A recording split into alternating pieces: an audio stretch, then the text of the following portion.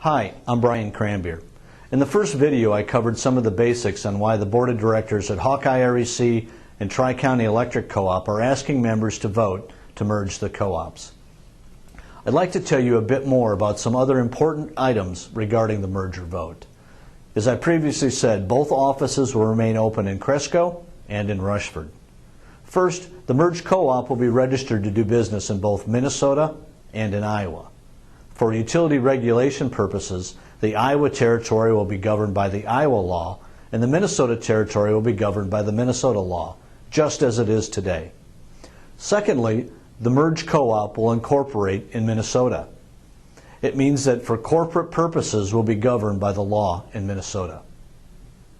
After a diligent review with attorneys and auditors, the Board of Directors determined to incorporate in Minnesota for a couple reasons.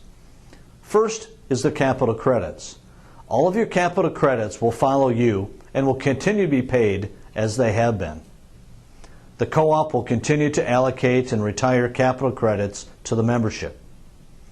Hawkeye REC members will have the opportunity to be allocated more than in the past.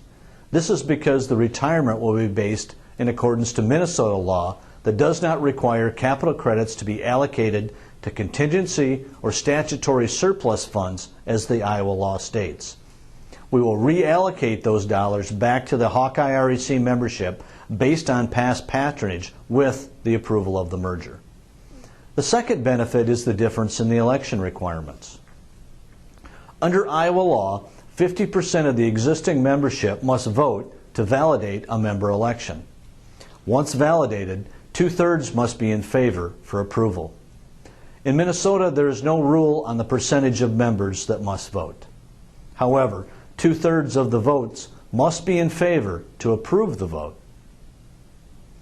It means a less complex voting process at a lower cost if we would be required to have a future vote of the membership. If you have additional questions regarding the merger vote, I recommend that you read the latest issue of your co-op's newsletter. Information is also available online. Or you can call the co-op or talk with your local board of directors.